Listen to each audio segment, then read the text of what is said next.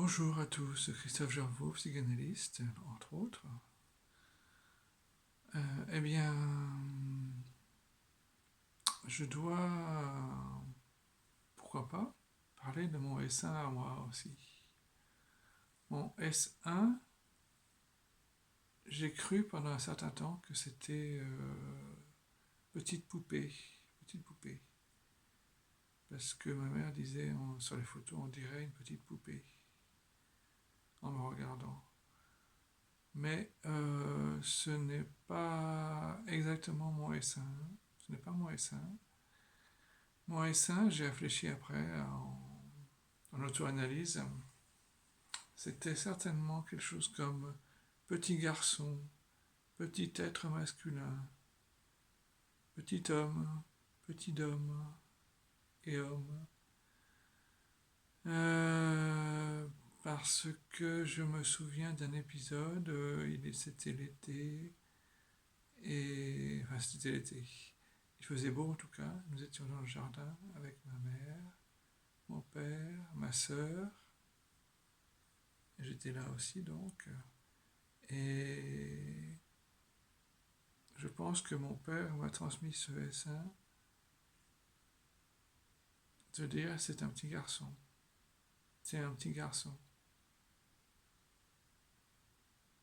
Et même, il se peut qu'il ait ajouté tu as un zizi, tu as un pénis, tu as un pénis, on dira donc. Comme les petits garçons, donc tu es un petit garçon. Et ça, je me souviens que c'est un S1 que j'ai accepté, car il était tout à fait acceptable. Et que après, de toute façon, le qualificatif de petite poupée, qui était féminin, donc grammaticalement, mais auquel on pouvait ajouter qu'il y avait des poupées masculines. C'était rare, bien sûr, mais il y avait des poupées masculines. Ce que je rajoutais moi pour me plaindre de ce qualificatif de petite poupée à ma mère. Mais en fait, c'était aussi grâce au S1 de petit garçon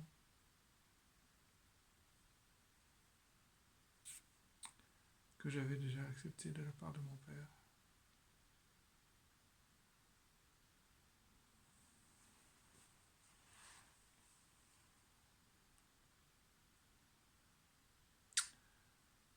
Et il me semble que m'arrêter sur être arrêté sur le qualificatif de petite poupée, c'était d'une certaine façon avoir un certain narcissisme renforcé parce que j'étais à la fois masculin et féminin d'une certaine façon.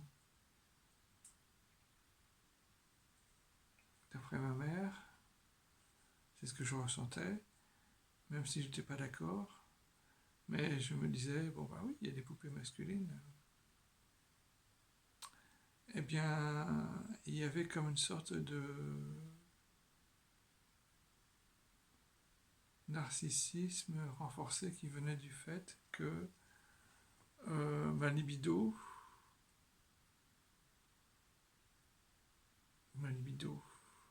comment dire, par le fait que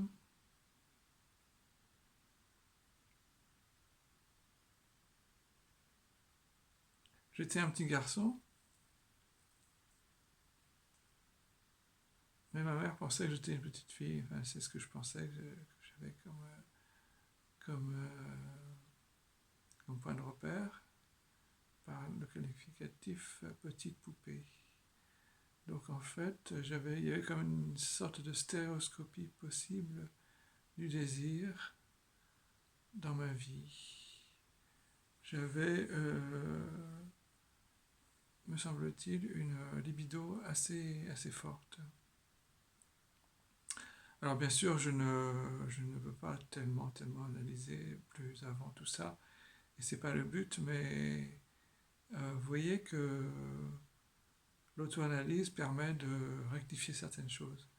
Mais en même temps, il est arrivé que je communique avec une personne qui m'a interrogé sur le qualificatif petite poupée sur les réseaux. Et j'ai analysé un petit peu tout ça. Et j'en suis arrivé au fait que depuis, mon narcissisme, j'ai un narcissisme qui est amoindri par rapport à cette petite poupéisation venant de ma mère.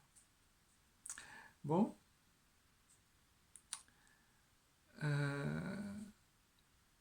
Donc, est-ce un petit garçon, petit homme, petit homme? C'est pas mal, pourquoi pas. Surtout lorsqu'on a un pénis.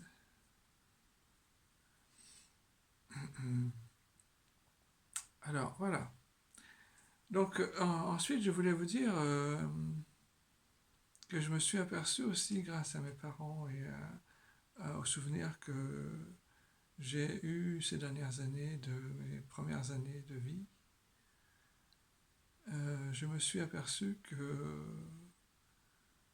il y avait une période, avant 2 ans, à peu près, où je ne voyais pas clairement les choses. Je veux dire avec mes yeux. Je n'étais pas doté de la vue aussi bien que maintenant. Par exemple, lorsque j'ai été rabroué par ma mère et ma grand-mère alors qu'elles faisaient la lessive à la maison et que j'étais là parce que sans doute j'allais pas encore à l'école. Alors que ma soeur y était sans doute, et donc elle n'était pas à la maison. Eh bien en fait,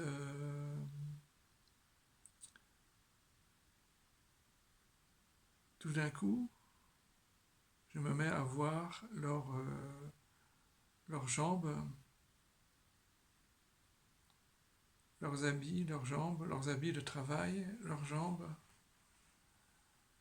Et ça m'étonne bien sûr un petit peu. Et il me semble qu'après, j'ai demandé à ma mère ce que c'était que je voyais comme ça. Ce que c'était que, enfin, voilà, il y avait dans la réalité, des choses comme ça. Et ma mère a dit, demande à ton père. Tu demanderas à ton père quand il vient, quand il arrivera. Et elle était très sage, peut-être des fois, de reporter sur mon père la responsabilité de certaines choses. Mon père était un névrosé et il avait, on peut dire, la fibre paternelle, c'est sûr. Et donc il faisait avec plus de compétences, selon ma mère, certaines choses de l'éducation des enfants. Et donc elle avait dit à mon père, elle m'avait dit, tu demanderas à ton père quand il reviendra du travail.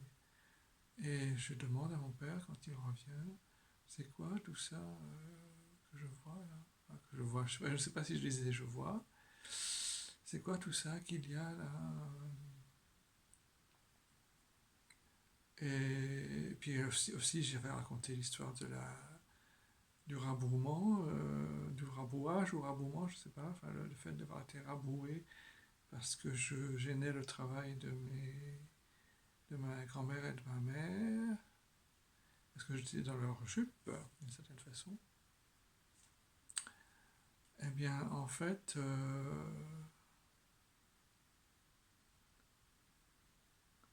mon père me dit, ah oui, il ne faut pas les gêner parce que c'est leur travail. C'est leur travail. Premièrement, c'était leur travail. Qu'est-ce que le travail? Le travail, ça sert à pouvoir avoir à manger et pouvoir vivre correctement pour toute la famille, des choses comme ça. Et aussi, mon mon père me dit, mais alors, qu'est-ce que tu vois? Par exemple, là, qu'est-ce que tu vois là? Là, qu'est-ce qu'il y a? Alors là, je dis, ben là, je crois qu'il y a une porte. Alors il me dit, ben alors montre-moi la poignée. Alors je crois, enfin, l'ordre, je ne sais plus exactement. Mais il me dit, alors montre-moi la poignée. Et je lui montre la poignée. À quoi ça sert une porte? Ça sert à ouvrir, à fermer une pièce, des choses comme ça. Bon, et puis surtout, il m'avait dit, alors tu vois la porte là, tu la vois comment? Tu la vois avec quoi? Je dis, je sais pas, j'hésitais, il me dit, tu la vois avec tes yeux? C'est quoi? Où sont tes yeux? C'est quoi tes yeux? Alors j'avais donc dû montrer que mes yeux étaient là, de chaque côté du haut de mon nez, sous les paupières quand elles sont fermées, ou sous une main lorsque une main obstrue la vue. Et en fait, il fallait dire que les yeux, c'était cette partie ronde, globuleuse, que nous avions à cet endroit-là, et qui permettait de voir. Maintenant, les gens disent que c'est le cerveau qui, après, permet d'analyser les, les images que nous voyons avec nos yeux. Voilà. Et donc, à partir de ce moment-là, j'ai vu,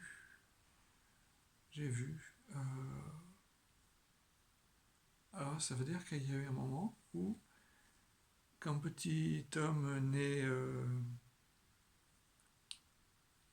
venu au jour, né, mais n'ayant pas un grand nombre d'années, je ne voyais pas. Ou alors je voyais des zones lumineuses, peut-être, des choses comme ça, et j'avais des habitudes qui pouvaient faire penser que je voyais, ou bien alors les gens étaient conscients que je ne voyais pas, je ne sais pas. Je ne sais pas si ma mère était consciente qu'avant je ne voyais pas. C'est pour dire que la vue, c'est pas uniquement une question de physiologie déficiente ou pas. C'est aussi le fait qu'on ait activé la vue avec les yeux, comme organe de la vue, par la prise de conscience que tout ça fonctionne de cette façon-là. Alors voilà. Et d'ailleurs, je me dis que j'ai eu aussi un jour une patiente qui m'a dit, elle est venue, elle a dit 2 ou 3 trucs, et elle a dit un truc qui résolvait quelque chose, et tout d'un coup elle me dit, ah tiens, je vois. On n'avait pas parlé de la vision, de la vue, tout ça. Elle dit, je vois. Là, vous avez un escalier? Oui. Je dis, oui, j'ai un escalier. Donc vous voyez, vous avez la preuve que je vois, je ne savais pas, je n'ai pas vu avant vos vidéos comme ça. Donc en fait, cette personne ne voyait pas avant tout ça aussi bien qu'après. Peut-être que j'aurais dû lui dire, vous voyez avec quoi, avec quel organe. Peut-être que j'aurais dû lui dire ça maintenant que j'ai un petit peu avancé dans ma pratique. Mais ça, ce n'est pas franchement psychanalytique, c'est presque éducatif, mais peut-être que j'aurais dû lui dire qu'elle voyait avec ses yeux. Avec ses yeux. Avec ses yeux.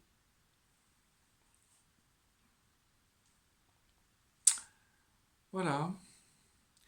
En fait, je me dis qu'il y a un certain nombre de personnes dans le monde qui vont à un âge déjà avancé sans avoir jamais vu, franchement, la beauté du monde. Et c'est compliqué à accepter sans tristesse au départ. Et puis on s'y fait. Bien. revoir.